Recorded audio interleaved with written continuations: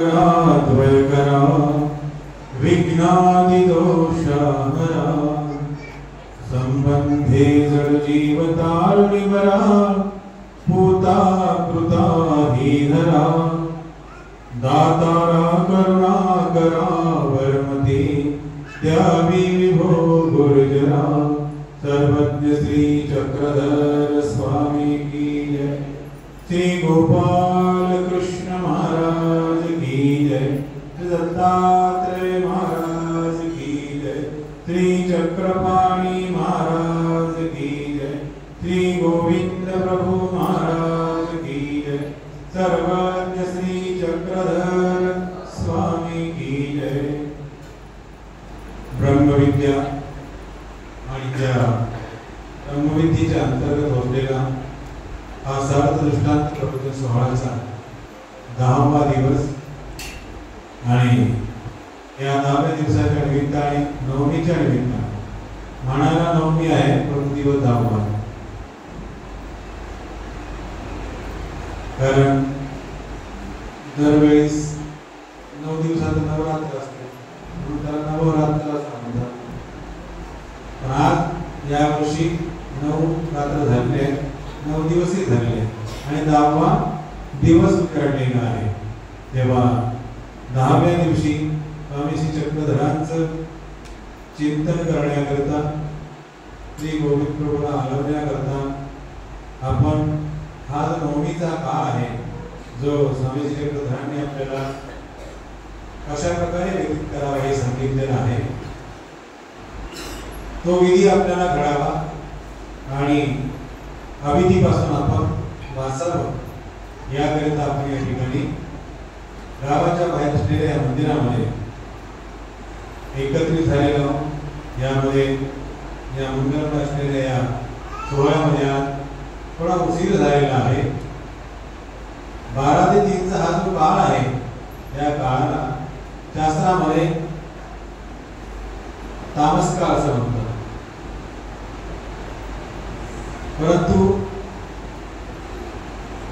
ब्रह्मविद्येच्या निरूपणाला, ब्रह्मविद्येच्या शास्त्राला, त्या शास्त्रे करून, निरूपणे करून, स्मरणे करून, संत महात्म्यांच्या दर्शने करून आपल्याला हा तामस असलेला काळ सात्विक करायचा आहे। नॅचरली असलेला काळ सत्वस्थ काळ आपल्याला स्वामींनी सांगितला। सकाळची वेळ, दुपारची वेळ आणि संध्याकाळची वेळ, तेव्हा स्वामी म्हणतात की हवे सवे उपहार किती चुकवावे, अशा वेळेला आपण सावध असावं। जाताना विहार वर्तन करताना परमेश्वराचं नामस्मरण करावं, म्हणजे तामस असलेली वेळ आणि त्या तामस असलेल्या वेळेमध्ये होणारे उपद्रव आपल्याला होणार नाही। 12 ते 3 या वेळेमध्ये आपण ब्रह्मविद्या शास्त्र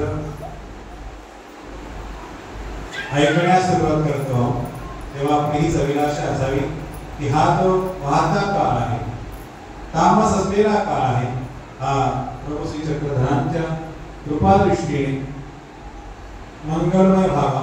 कारण ज्या वेळेला स्वामी श्री चक्रधर डोमेग्रामला राजमठातून बाहेर निघायचे तेव्हा दिशा अवलोकित सगळीकडे स्वामी बघायचे।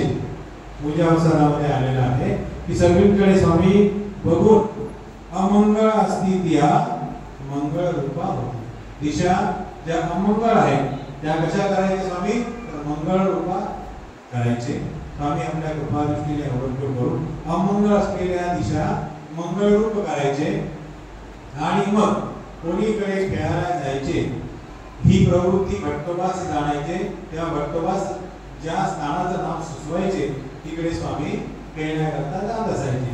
तिकडे गेल्यानंतर भक्तांकडून कामे करून घेणे, व्यापार करून घेणे, सेवादासी करून घेणे, या प्रकारचे काम व्यापार स्वामी श्री चक्रधर आपल्या भक्तांकडून करून त्या जीवाचे कर्म नासायचे। त्यांनी ध्यानामध्ये असल्याने कर्माचा नाश होतो, परंतु नुसता बसल्याने नाही। वैसल्याचे जोडीदार तर प्रेमियाचे होतं. न्यायाला मात्र कष्ट करावे लागतात. बहिणीला गाजरावा लागतो, स्मरण करावं लागतं, सेवा करावी लागते, दास्य करावं लागतं. तेव्हाच आपल्या गेलेल्या झालेल्या कर्मांचा नाश होतो, म्हणजे प्रारब्ध कर्मांचा नाश होतो. आता ते कर्म, प्रारब्ध कर्म कुणाचे नासतात, कुणाचे नासत नाही, त्या विषयाकडे आपण जाणार नाही. कारण भविष्यामध्ये कुणाला त्या कर्माची गरज पडणार आहे ते परमेश्वराला माहिती आहे. म्हणून परमेश्वर सगळ्या जीवाचे कर्म नासत नाही. कारण परमेश्वराच्या पूजा अवसरामध्ये, परमेश्वराच्या सेवेमध्ये आपण जो आनंद मानतो, आपण जो हर्ष मानतो, ते करून आपले सुखफळाचा नाश होतो. जे आपण सुखफळ जोडून ठेवलेले आहे. तुम्हाला मागे पण दृष्टांताच्या माध्यमातून तुम्हाला समजावलं होतं की त्या जीवाने इंद्राचं फळ जोडलेलं आहे, महादेवाचं फळ जोडलेलं आहे. मग या फळाचं ज्या जीवात्म्याला काम नाही, म्हणजे भविष्यात कोणतरी काम पडणार नाही, त्या जीवाचे आनंद व्यक्त केल्याने, हर्ष व्यक्त केल्याने, परमेश्वराच्या आनंदामध्ये, स्मरणामध्ये, दास्यामध्ये समाधान मानण्याने आनंदाने देखील त्या कर्माचा नाश होतो. परंतु ज्या जीवात्म्याला पुढे चालून अनिष्ट घडणार आहे, जो जीवात्मा धर्मापासून पतित होणार आहे, अशा जीवात्म्याचे मात्र भगवंत ते कर्म नासत नाही. त्यासाठी ते राहू देतात की राहू दे शिदोरी, भूक नसावी पण शिदोरी असावी. परंतु इथे तर निश्चितच त्याला भूक लागणार आहे पुढे, म्हणून ते कर्म परमेश्वर त्याचे नासत नाही. तर परमेश्वराच्या दास्यामध्ये आपण जेव्हा आनंदाने परमेश्वराचं दास्य करतो, तेव्हा आपल्या सुखफळांचा देखील नाश होतो. परंतु परमेश्वराच्या प्रवृत्तीने संपूर्ण सगळ्या जीवांचे सुखफळाचा नाश परमेश्वर करीत नाही. ज्यांना पुढे गरज पडणार आहे त्यांचे कर्म परमेश्वर शिल्लक ठेवतात. तर धर्मापासून जीवात्मा कसा जातो याचं उदाहरण आपल्याला स्वामी श्री चक्रधर महाराजांनी संधी पातळ्याच्या दृष्टांतामध्ये सांगितलेला आहे, निरूपण केलं. आणि हा जो दृष्टांत आहे, हा दृष्टांत छर्दोबासाच्या निमित्ताने औसापती भक्तांनी सांगितलेला आहे. छर्दोबा नावाचे एक जीवात्मे आहेत, त्यांना स्वतः स्वामींपासून बोध झालेला आहे. स्वामी श्री चक्रधर महाराज फिरायला निघालेले आहेत. पुढून एक व्यक्ती येतोय. त्या व्यक्तीच्या हातामध्ये शेळी आहे. काय आहे? शेळी. डोईये पाळणा, डोक्यावर पाळणा आहे आणि त्या पाळण्यामध्ये छोटं बालक आहे आणि एक स्त्री सोबत सोबत चालत येतात. स्वामी त्या छर्दोबासाला ओळखतात आणि औसेला म्हणतात की जा त्यांना विचारा, तुम्ही कोणाचे कोण? हे कायाचे. औसा जाते. औसा वास्तविक स्त्री आहे, परंतु तिचं बोलणं चालणं हे माणसासारखंच आहे. विहार वर्तन हे माणसासारखंच आहे. तिचं बोलणं सगळं माणसासारखंच आहे. म्हणून ती त्याच्याकडे जाते, छर्दोबाकडे जाते, म्हणते ती हे रे, हे कायाचे रे. छर्दोबा म्हणतात की हे नागारा ओळाचे, म्हणजे चांगदेव राऊळ हे नाव देखील ते विसरून जातात.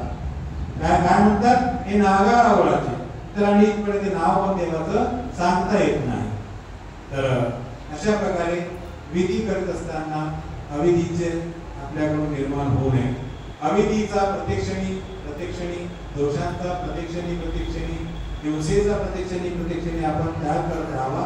म्हणजे आपल्यावर अशी पाळी येत नाही की आपण जे केलेले कष्ट आहे, आपण जी केलेली मेहनत आहे ती वाया जाऊ नये. संसारात देखील आपली बरीचशी मेहनत केलेली वाया जाताना आपण बघतो. एखादा मनुष्य खूप आपल्या जीवनामध्ये कमवून ठेवतो, धन कमवतो, द्रव्य कमवतो, सर्व कमवतो, परंतु पुढची येणारी पिढी कशी आहे हे याची काही गॅरंटी नसल्यामुळे ती जर चांगली निघाली तर बापाने जे दिलेलं आहे त्याला दुप्पट करतात, आणि जर व्यवस्थित निघाली नाही, व्यसनी निघाली, मग व्यसन अनेक प्रकारचे संसारामध्ये. ते आमच्याविषयी तुम्हाला जास्त माहित आहे की कुठे कुठे पैसा खर्च होतो, कुठे कुठे माणूस मागे येतो, तिथे तिथे मग तो सगळा पैसा खर्च करून धनद्रव्य संपत्ती मिळवून कंगाल होतो आणि मग 40-60 करणार बाप का नाम चलाना असं होतं. तर त्याचप्रमाणे इथे देखील होतं. दैवराटीत आला, ईश्वराच्या सन्निधानी आला म्हणजे मग तो निश्चितपणे परमेश्वराच्या प्राप्तीला योग्य होईल, तर असं नाही. म्हणून मी तुम्हाला रोजचे प्रवचन सांगतो की देमेराज बाबा कुठली तुमची गॅरंटी घेत नाही. गॅरंटी कोण घेईल तुमची? परमेश्वर घेईल. कारण परमेश्वराला जीवाची कृतकर्मे माहिती आहे की तुम्ही काय केलेलं आहे आणि पुढे काय करणार आहात, हे सर्व त्या परमेश्वराला ठाऊक आहे. म्हणून आम्ही काय करणार आहे, तर फक्त निमित्त मात्र परमेश्वरांनी जे ज्ञान सांगितलेलं आहे, नाही घट्टापती घट्टोवासापती, आणि त्याच परंपरेमध्ये हे वाहत आलेलं ज्ञान आम्ही देखील प्राप्त, आम्ही देखील आमच्या भाग्याने ते आम्हाला मिळालं. हे महत्वाचं आहे की स्वामींपासून निघालेले जे ज्ञान आहे ते परंपरेने आपण ग्रहण करतो. पुस्तक वाचून ज्ञान मिळत नाही, पुस्तक वाचून बोध होत नाही. काळाक्षरे बोध नव्हे, नुसते काळे अक्षर वाचल्याने बोध होत नाही. तर त्याला कोणीतरी उपकारक असावा, निमित्त असावा, गुरु असावा, आणि मग त्या गुरुच्या मुखातून निघालेले शब्द आणि परमेश्वराकडून येणारी शक्ती, बोध शक्ती, याद्वारे जीवात्म्याला बोधाचं संक्रमण होतं. त्या जीवात्म्याला विश्वास येतो, प्रतीती येते, किंबहुना प्रतीती येते. विश्वासापेक्षाही मोठा शब्द आहे प्रतीती. प्रतीती म्हणजे निष्ठा. कमी म्हटलंय की बाई हा प्रतिबंध की दे म्हणते, नुसता विश्वासाचा नाही. की 2-3 वेळा हा विषय निघाला की ये रे म्हैशी म्हटलं करून लगेच शिष्याने शिंग लावणारा असा हा धर्मग्रंथ नव्हे. तर प्रतीती येते. प्रत्येक जीवात्म्याला ईश्वराविषयी, परमेश्वराविषयी काय येते? प्रतीती येते. प्रतीती म्हणजे काय? निष्ठा आणि अनुभव. या अनुभवाच्या आधारे, या अनुभवाच्या शिदोरीवर तो आपल्या जीवनाची वाटचाल परमेश्वरासोबत बांधलेल्या गाठीशी शेवटपर्यंत नेतो. अन्यथा सुख आणि दुःख हे प्रत्येकाच्या जीवनामध्ये आहेतच, कोणीही यापासून वेगळा नाही. तर अशा प्रकारे हा जो छरतोबा आहे हा धर्मापासून गेला. तर तो कसा गेला? तर तो स्वामींनी त्याला निमित्त करून हा दृष्टांत सांगितलेला आहे सन्निपातलियाचा. छरतोबा म्हणतात की ही नागारावळाची, म्हणतात की येथीची नावही नाही. मग भक्तिजनांना कुतूहल निर्माण होतं, आश्चर्य निर्माण होतं की जीजी हा तुमच्यापासून बोध झालेला आहे, पण हा गेला कसा? धर्मापासून गेला कसा? तर मग स्वामी छरतोबाची कथा आपल्या भक्तजनांना सांगतात की हा इतका निर्विकल्पी मनुष्य होता, इतका निर्विकल्पी मनुष्य होता की छर्दितान्न भोजन करेल. छर्दितान्न म्हणजे वमन केलेले अन्न, तो भक्षण करणारा, ते वमन केलेले अन्न खाताना याला किंचितही विकल्प मनात यायचा नाही. आपल्याला थोडासाही वास आला, थोडासाही, आपण लगेच रुमाल लावतो ना. कोण कोण लावत नाही? हात वर करा.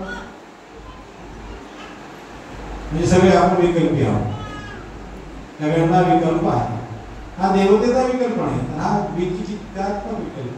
हे चांगले, हे वाईट, वर्णामध्ये देखील आपण हा उच्च हा नीच हा देखील विकल्पच आहे. तर हा विकल्प आपण पाळतो, आपल्याला प्रत्येहाचे नरक भोगावे लागतात. प्रत्येहाचे नरक कधी होतात? तर देहातून गेल्यानंतर लगेच प्रतिदेह. प्रतिदेह म्हणजे या देहासारखेच देह, प्रतिदेह या देहासारखे दुसरे देह. फक्त फरक एवढा असतो की पोट मोठं असतं, डोकं मोठं असतं, आणि गळा जो असतो तो मात्र सुईसारखा नाही. आणि मग हे नरक आपल्याला विकल्प केल्यामुळे भोगावे लागतात. जीवनभरामध्ये 8 वर्षाच्या नंतर पाप पुण्य सुरू झाल्यानंतर जे आपण विधिच्छात्मक विकल्प करतो, स्वच्छ अस्वच्छ, पवित्र अपवित्र, येणे करून हा विकल्प दोषाचा संच आपल्याला होतो. आणि मग ते नरक भोगावे लागतात. समुद्र प्यावा अशी तहान लागते, डोंगर खावा एवढी भूक लागते, परंतु खाता येत नाही. का? एकतर ते मिळत नाही, घेता येत नाही. कारण देवता ते घेऊ देत नाही. देवता सोबतच असतात 2 पोलीस, घेऊ देत नाही. आणि घेऊ बसला तर गळा इतका छोटा आहे, सुईच्या छिद्रासारखा गेला, छिद्रातून खाली आतमध्ये जात. अशा प्रकारचं दुःख आपल्याला मेल्यानंतर भोगावं लागतं. मग आता हे जे दुःख आहे, हे दुःख कसं चुकेल? तर स्वामींनी म्हटलं की बाई 10 दिवसा विहिलेली केक येते पाहिजे या जीवाच्या निमित्ताने 10 दिवसाच्या आतमध्ये आपण जे काही अन्नदान करतो ते करून ते प्रतिदिनाचं दुःख नाश करतो. म्हणून आपल्यामध्ये दशक्रिया घालण्याची पद्धत आहे, अमृत घालण्याची पद्धत आहे. आता कोणी कोणी विपरीत असलेले आजकाल लोक म्हणतात की माझी दशक्रिया घालू नका. तो बिचारा निर्विकल्प असेल म्हणून तो म्हणतो, त्याला त्याची गॅरंटी असेल की मी इतका निर्विकल्प आहे की माझी दशक्रिया घालायची काही गरज नाही. तुम्हाला जर तुमची गॅरंटी असेल की मी निर्विकल्प आहे तर निश्चितपणे घालण्याची काही गरज नाही. परंतु निर्विकल्प आपण आहोत की नाही हे आपण आपलं ठरवायचं आहे. परंतु जर विकल्पी आपण जर असू, तुम्ही असो की मी असो, त्या प्रत्येकाला मात्र प्रतिदेहाचे नरक हे भोगावेच लागतात. अशा प्रकारे नरकाचं सूक्ष्मत्व आपल्याला ब्रह्मोदय शास्त्रातून ऐकायला मिळतं. आणि हे प्रतिदेहाचे नरक केवळ आणि केवळ ईश्वर का ज्ञानी आहे जर काही स्वीकार करीन त्या जीवाच्या निमित्ताने तर ते प्रतिदेहाचे नरक नसतात. त्याला ती गोष्ट महाराजांचं उदाहरण आपल्या समोर आहे. टिकोपाध्यांचा आवार आपण केलेला आहे. त्या आवारामध्ये टिकोपाध्य करणे प्रेत पडलेला आहे. प्रेत पडलेला असताना श्री गुरु बाबा काय म्हणतात की म्हणे दही भात आणावा म्हणे, दही भात आणावा म्हणे, दही भात खावा म्हणे. आता दुःखाच्या परिस्थितीमध्ये कोणी दही भात करेल का, कोणी रांधेल का? परंतु श्री गोविंद प्रभूच्या हट्टापुढे त्यांना कळतं की श्री गोविंद प्रभू जर म्हणत आहे तर निश्चित काहीतरी यामध्ये मेघ नाही, काहीतरी कारण आहे. म्हणून ते गोविंद प्रभूचा जो हट्ट आहे तो पुरवतात श्री गोविंद प्रभू महाराजांना दही भाताची आरोहणा देतात. आता टिकोपाध्यांसारखे कणवेचे पुरुष आपण नाही. आता आम्ही जर एखादा मनुष्य सरला, उपदेशी सरला, वास्तविक सरला, नामधारक सरला, 3 दिवस प्रधान घेतात, ज्ञानी खात नाही. कारण देवता त्याला नरक भोगविते आणि ते नरक कशाने चुकतात तर या ज्ञानीच्या भजनाने चुकतात का ईश्वराच्या भजनाने चुकतात. मग त्या देवतेच्या रोषाला आपल्याला सामोरं जावं लागतं. 3 दिवस पर्यंत आम्ही घेतच नाही, ज्ञानी कोणी घेत नाही. भोग काय ते भोग पहिले 3 दिवस, मग त्याचा रोष कमी होतो 3 दिवसानंतर आणि मग पात्राला सुरुवात होते. तर अशा प्रकारचे नरक आपल्याला भोगावे लागतात ते परमेश्वराच्या जवळीकेनं. म्हणून परमेश्वर जर आपण जोडला तर परमेश्वराचा मार्ग, परमेश्वराचं साधन आपण जोडलं पाहिजे. प्रत्येक साधनाविषयी आपल्या मनामध्ये श्रद्धा असायला पाहिजे. प्रत्येक साधनाविषयी आपण उच्च भाव, स्वच्छ भाव ठेवला पाहिजे. कुणालाच कमी लेखून चालता येत नाही. कोणाची केसरी पात्रता हे तुम्ही ऐकलेलीच आहे की कोणा जीवाची काय पात्रता हे आपल्याला दर्शवित नाही, दिसत नाही. म्हणून कुणालाही आपल्याला लहान समजता येत नाही. जो ईश्वराच्या सन्निधानी आला, परमेश्वराच्या मार्गामध्ये आला, ते सर्व महात्म्य आहे आणि ते उच्च संस्कारी आहे असं आपण समजायचं. म्हणजे त्यात आपलं खरं होणार आहे. या भावनेने आपल्याला परमेश्वराचं सहाय्य वर्तणार आहे, परमेश्वराची अनुकूलता आपल्याला प्राप्त होणार आहे. तर परमेश्वराच्या सन्निधानात गेल्यानंतर देखील दिवाळी कशा प्रकारे रिटर्न येतात त्याचं उदाहरण आपल्याला या शरदोपासाच्या कथेवरून ऐकायला मिळतं की हे काय केले तर म्हणे हे नागारावाचे नागदेव रावळ स्वामींचं नावही तो विसरून गेला. तर हा प्रकार झाला कसा म्हणून स्वामी आपल्या भक्तजनांप्रती निरूपण करतात की शरदोपा वमन करणारे, अन्न ग्रहण करणारे होते. त्यांना एका झाडाखाली बसण्याची त्रास व्हायचा, तर मग दुसऱ्या झाडाखाली जाऊन बसायचे, तिथे त्रास झाला की तिसऱ्या झाडाखाली जाऊन बसायचे. मग ते असं करता करता करता करता एका झाडाखाली जाऊन बसतात. मग त्या ठिकाणी त्यांना चांगलं वाटतं, सत्व वाटतं. मग त्या ठिकाणी जो शेतकरी असतो, शेताचा शेतकरी, त्याच्या झाडाखाली ते जाऊन बसलेले असतात. तो त्यांच्या जवळ जाऊन बसतो. मग ते शरदोबा उठतात, दुसऱ्या झाडाखाली जाऊन बसतात. मग तो शेतकरी पुन्हा त्यांच्या जवळ जाऊन दुसऱ्या झाडाखाली जाऊन बसतो. मग ते उठतात, तिसऱ्या झाडाखाली जाऊन बसतात. मग तो शेतकरी पुन्हा तिसऱ्या झाडाखाली जाऊन बसतो. अशा प्रकारे तो काही त्यांना सोडायला तयार नसतो. मग त्यांना त्याची दया येते की व्यक्ती हा नाहीच मागं लागलेला आहे, खूपच भावार्थी दिसतो, खूप भावाळी दिसतो. म्हणून त्याच्यावर काय होते, मैत्रता होते, दोस्ती होते, घनिष्ठता त्यांची वाढते. मग तो आपल्या घरून काही भाजी आणतो, काही भाकर आणतो, त्यांना देतो. असं करता करता करता काय होतं की तो शेतकरी जो असतो तो अशक्त होतो आणि मग अशक्त झाल्यानंतर त्याचं देहावसान होतो, तो मृत्यूला प्राप्त होतो. मग होतं काय की त्याची पत्नी शेतामध्ये येते, त्यांना म्हणतात की इथे पाठ टाकता, मंदिरात पाठ टाकता, आपल्या घरीच पाठ टाकत जा, इथे झोपत जा. म्हणून मग चंद्रबा त्यांच्या घरी जातात. एक अविधी झाला की दुसरा अविधी घडतो. म्हणून स्वामींनी सवे ते काही शिराची नमवा या प्रसंगावरून निरूपण केला की माणसाला परमेश्वर अर्थी आला, सवय कशाचीच नसली पाहिजे, एकाची सवय नसली पाहिजे, एका विषयाची सवय नसली पाहिजे, एका गुणाची सवय नसली पाहिजे. जिथे जिथे आपल्याला चांगलं मिळतं ते घ्यावं आणि आपलं घेऊन आपलं समाधान करून आपण ग्राहक आहोत, सर्वातून राहावं. सवय मात्र आपण कशाची घेऊ नये. सवयीमुळे मग असं आपल्याला घडतं. मग छंदवासता स्त्रीच्या घरी जातात आणि मग कालांतराने तुम्हाला माहिती आहे की स्त्री पुरुष एकत्र राहायला काही शांत बसतील का? संसार करतात. संसार केले की लेकरं बाळ होतात आणि मग लेकरं बाळ झाल्यानंतर काय होतं की दुष्काळ पडतो. दुष्काळ पडल्यानंतर मग या गावात त्या गावाला दुसऱ्या गावाला आता बिहारकडचे लोक, युपीकडचे लोक गावात गरीबी असते म्हणून आपल्याकडे येतात, कामासाठी येतात. जिकडे संपन्नता आहे तिकडे जातात. त्याचप्रमाणे स्वामींच्या काळी देखील महाराष्ट्रात दुष्काळ पडला तर भक्त कुठे जायचे? तेलंग देशात जायचे. तेलंग देश म्हणजे हैदराबाद साईड या साईडकडे जायचे, आंध्र प्रदेश या साईडकडे जायचे आणि मग तिकडे संपन्नता असते तिकडे द्रव्य प्राप्त करायचे, व्यापाराकडे तिकडे जायचे आणि मग आपल्या गावाकडे घेऊन यायचे. मग असा दुष्काळ पडल्यामुळे चंद्रबासाची स्त्री हाती शेळी आणि डोक्यावर आपले मोड हे घेऊन चाललेले आहेत आणि मग जाता जाता स्वामींची भेट झालेली आहे. मग स्वामी त्यांना त्यांच्यावर हा दृष्टांत स्वामी तुकाराम महाराजांनी निरूपण केलेला आहे की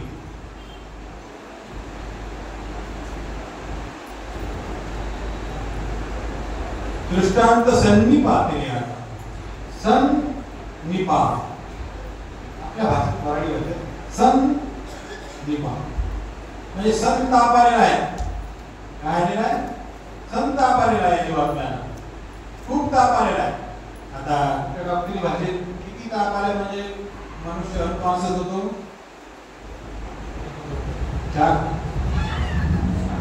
6 डिग्री पण ताप गेला तर त्याच्या पुढे गेला माणूस काहीही बडबडतो आणि काहीही बोलतो. तसा या जीवात्म्याला या माणसाला सन्निपात झालेला आहे. म्हणजे तापाची पराकाष्ठा त्यांनी गाठलेली आहे.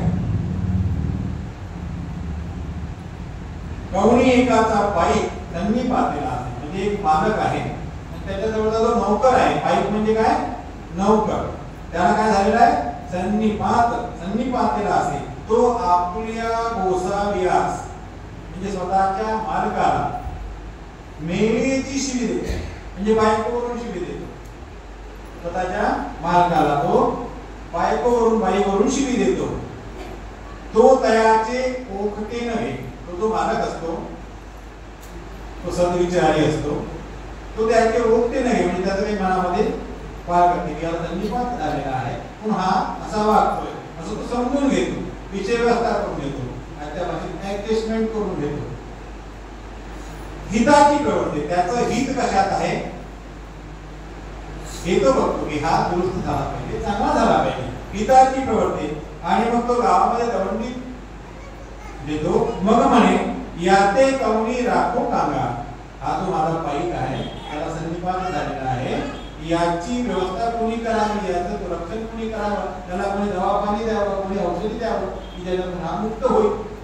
याते कवणी राखो कांगा, याते जो राखेल म्हणजे याला जो दुरुस्त करेल, नीट करेल, तयासी मी एवढी सोन्याची रास देईल. काय म्हणतो तो मालक? जो या माझ्या पाईकाला माझ्या नोकराला दुरुस्त करेल त्याला मी एवढं सोनं देईन. त्याची सावध झाल्यावर तर म्हणे, आता तो एखाद्याने त्याला दुरुस्त केलं, सावध झाला, चांगला झाला, व्यवस्थित झाला आणि मग सावध झाल्यावर, चांगला झाल्यावर जर त्यानं आपल्या मालकाला बायकोवरून बाईवरून शिवी दिली तर तो मालक सहन करेल का? त्याच्या वेळेपणी त्यांनी बाईवरून दिलेली शिवी मालकाने सहज फसवली, परंतु सावध झाला, चांगला झाल्यावर मात्र तुम्हाला सहन करत नाही. तर काय करतो?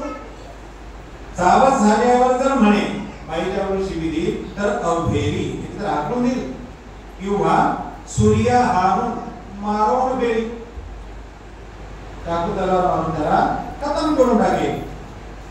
तसं परमेश्वर देखील आपल्याला कुठपर्यंत क्षमा करतात की जोपर्यंत तुम्हाला ज्ञान नाही तोपर्यंत परमेश्वराच्या रजिस्टर मध्ये तुम्हाला विकल्प दोष, आता हा सांगितलं हा विकल्प दोष नाही, तर हा देवता जनित विकल्प दोष हा लागत नाही.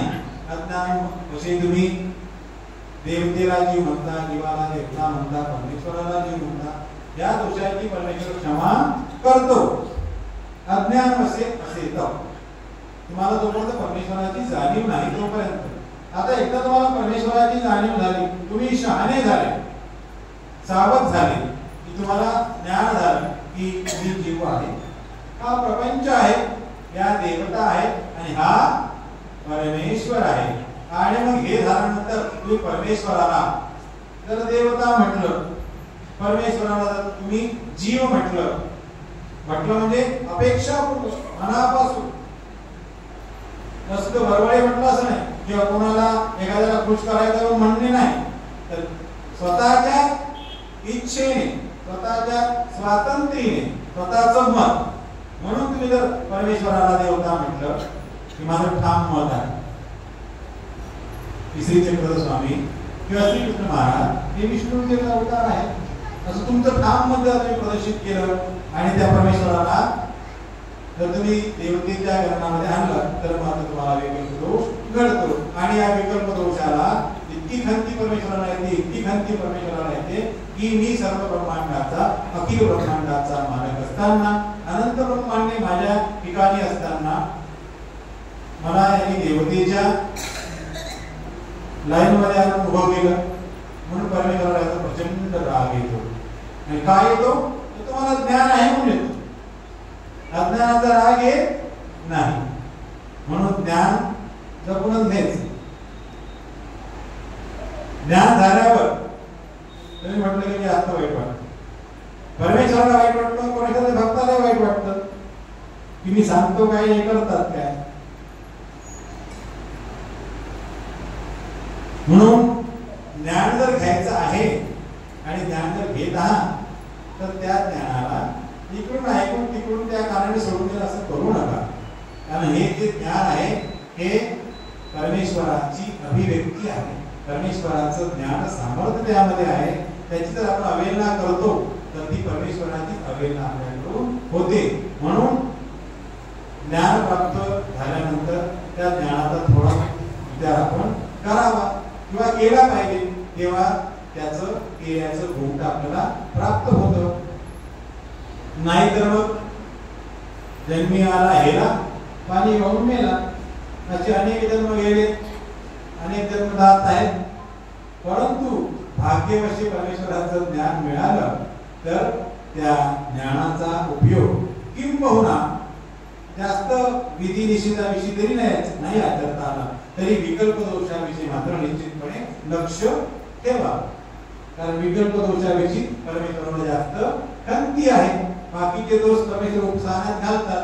मागे मी तुम्हाला सांगितलं होतं, पक्षकारांनी म्हटलं आहे की कृतयुगीचे मनुष्य ज्यांना खाणे नाही, पिणे नाही, झोपणे नाही, निद्रा नाही असतो तो भाव नाही, अशा माणसांचे देखील दोष पोटी सामाविल्याशिवाय त्या जीवाचा उद्धार होत नाही. तर मग आपले दोष ते पोटी सामावतील, परंतु विकल्प दोषाविषयी कुठेही दोष पोटी सामावण्याचा आपल्याला दिसत नाही, लक्षात येत नाही. म्हणून बाकीचे दोष तुमचे क्षम्य असतील होतील, तर अधिकरणाजवळ साधू संतांजवळ त्याचा प्रसंग मोडला आपण तर ते दोष परमेश्वर आपल्याला क्षमा करतील. परंतु विकल्प दोष असा आहे की त्या विकल्प दोषाची परमेश्वर आपल्याला क्षमा करत नाही. होतं काय? तुम्ही विचारलंच नाही होतं काय,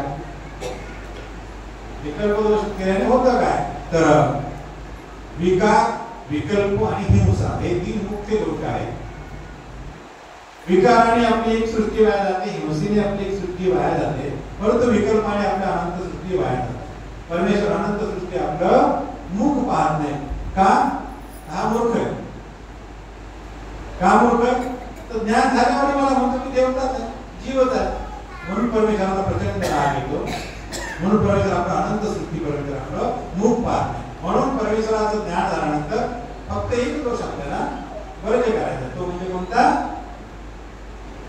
विकल्प दोष. कोणता विकल्प? देवताजनित विकल्प. एक मनाचा विकल्प सांगितला, शुची अशुची, पवित्र अपवित्र. आणि हा दुसरा विकल्प देवताजनित विकल्प, देवतेला परमेश्वर म्हणणे, जीवाला परमेश्वर मानणे. पुढे चमत्कार बघितला एखादा की त्याला परमेश्वर नंतर ना थोडासा चमत्कार बघितला की लगेच जीवात्मा त्याच्याकडे आकर्षित होतो, त्याला परमेश्वर म्हणायला सुरुवात होते. त्या जीवात्म्याला परमेश्वर तुमच्या रक्षणानंतर जास्त काही करावं लागत नाही. थोडंसं केलं, जीवात्म्यातून काढला, कोणाकडून काढलं गेले परमेश्वर मानतात, जीवाला परमेश्वर मानतात. परंतु परमेश्वराचं सामर्थ्य काय आहे? परमेश्वर काय देऊ शकतो? परम ऐश्वर्य अखिला, परम ऐश्वर्याने जो युक्त आहे त्याला परमेश्वर म्हणतात. आणि परमेश्वराचं कार्य काय हे आपण जाणून घेतल्यानंतर परमेश्वरालाच परमेश्वर म्हणालो, जीवाला परमेश्वर म्हणून नये, देवतेला परमेश्वर म्हणून. म्हणून आपल्याला स्वामींनी सूत्र सांगितलं आहे की परमप्रीती व्हावी एकमेकांमध्ये, आपल्यामध्ये परमप्रीती असायला पाहिजे, परंतु विशिष्ट बुद्धी नसावी. विशिष्ट बुद्धी म्हणजे हे आता चक्र संबंध हेच आहे, अशी विशिष्ट बुद्धी आपली नसावी. स्वामींचे अवतार आहेत किंवा स्वामींपासून यांचं ज्ञान झालेलं आहे, त्यांना इतकं प्रचंड ज्ञान आहे, इतकं प्रचंड ज्ञान आहे की आता स्वामींच्या वेळेला गरज नाही, अशा प्रकारची भावना आपल्या मनामध्ये येता कामा नये. स्वामी ते स्वामी आहे, जीव तो जीव आहे. किती मोठा जीव झाला तो परमेश्वर हो नाही. एवढंच काय तर परमेश्वराने जे दिलेलं मोक्ष आहे, परमेश्वराने जो दिलेलं प्रेम आहे, तो स्वतःला मिळालेलं प्रेम, स्वतः कमवलेलं प्रेम, स्वतः मिळालेला मोक्ष तो दुसऱ्या जीवात्म्याला ट्रान्सफर करू शकत नाही. आता ही तर मोक्षाची गोष्ट झाली, प्रेमाची गोष्ट झाली. आपण साधा बस मध्ये प्रवास करतो, एसटी मध्ये प्रवास करतो. तुम्ही लक्ष दिलं नसेल, आम्ही दिलेलं आहे. तिकीट मिळायचं आपल्याला, तिकीट बस मध्ये, आणि ते खाली बारीक अक्षरामध्ये लिहिलेलं असायचं अहस्तांतरणीय. काय लिहिलेलं असायचं? अहस्तांतरणीय. म्हणजे तुम्ही जे काढलेलं तिकीट आहे त्यावर केवळ तुम्हीच प्रवास करू शकता, हे तुम्ही दुसऱ्याला देऊ शकत नाही. अहस्तांतरणीय, दुसऱ्याला हस्तांतरित करू शकत नाही. कोणाकोणाचं लक्ष त्या तिकिटाच्या खाली लिहिलेलं आहे का? आहे. एक व्यक्ती भेटले की त्यांचं लक्ष आहे की खाली लिहिलेलं असतं, तिथे पंचिंग करतो तो आणि नंतर त्याच्या खाली कधी कधी ते निघून पण जातं, दिसत नाही. ते त्याच्या खाली असतं की अहस्तांतरणीय, म्हणजे आपण दुसऱ्याला ते देऊ शकत नाही. तर हे तर परमेश्वराचं प्रेम आहे, जे तुम्ही मिळवलं ते तुम्हालाच घ्यावं लागणार आहे, तुम्हालाच भोगावं लागणार आहे, आणि त्याचा उपयोग हा केवळ तुमच्याकरताच होणार आहे. तर सावध झाल्यावर जर म्हणे तर सूर्य हानी मारून पेळी, मग तो मालक त्या बाईकाला सोडणार नाही. तैसे परमेश्वरा ते जीव म्हणे, देवता म्हणे, पर परमेश्वर दयाचे ओपटे न घेऊ ज्ञान देते. म्हणजे अज्ञानाला काय करतात? माफी देतात. ते अज्ञानाला माफी देतात, म्हणजे त्याला पूर्ण सृष्टी देतात अधिकार की त्याला ज्ञान मिळतं. परंतु ज्ञानी आणि जर परमेश्वराला जीव म्हटलं, देवता म्हटलं, तर मग त्याला म्हटलं ज्ञान मिळत नाही. अनंत सृष्टी परमेश्वर त्याचं तोंडही पाहत. म्हणून या विकल्प दोषापासून जरी आपण वाचलो तरी आपल्या या 10 दिवसाच्या दृष्टांतांचं प्रवचन सोहळ्याचं 100% पुण्य, 100% कोणतं ती गोविंद प्रभू सेवा मंडळाला मिळणार. कारण कोणतंही कार्य कारणाशिवाय होत नाही, आणि या कार्याला कारण कोण आहे तर श्री गोविंद प्रभू सेवा मंडळ. म्हणून या सर्वांचं मोक्ष कोणाला मिळणार आहे? श्री गोविंद प्रभू सेवा मंडळाला. आता यांचे जर सदस्य खूप असतील तर सगळ्यांना थोडं वाटून द्यावं लागेल.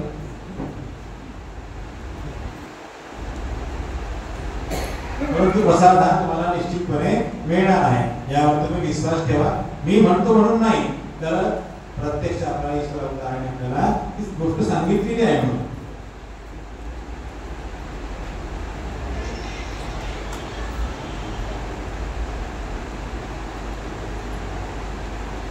तर असे शब्दवास आपल्या एका सवयीमुळे, एका स्थानाच्या सवयीमुळे धर्मापासून गेले. परमेश्वर धर्मापासून दूर गेले. दूर गेले म्हणजे पुन्हा येणार नाही असं नाही. तर त्यांनी जो दोष जोडला तो क्षम्य होऊ शकतो. क्षम्य दोष आहे तो. क्षमा प्रार्थी केल्यानंतर, क्षमा मागितल्यानंतर, त्या दोषाची क्षमा मागितल्यानंतर पुन्हा ते ईश्वर धर्मामध्ये या सृष्टी नाही, पुढील सृष्टी येणारच आहे. परंतु विकल्प दोषाविषयी मात्र तसं घडत नाही. अनंत सृष्टी गेल्या जोपर्यंत परमेश्वराची खंती, परमेश्वराची उदासीनता जात नाही तोपर्यंत तो दोष, त्या दोषापासून तुम्हाला मुक्त होता येत नाही.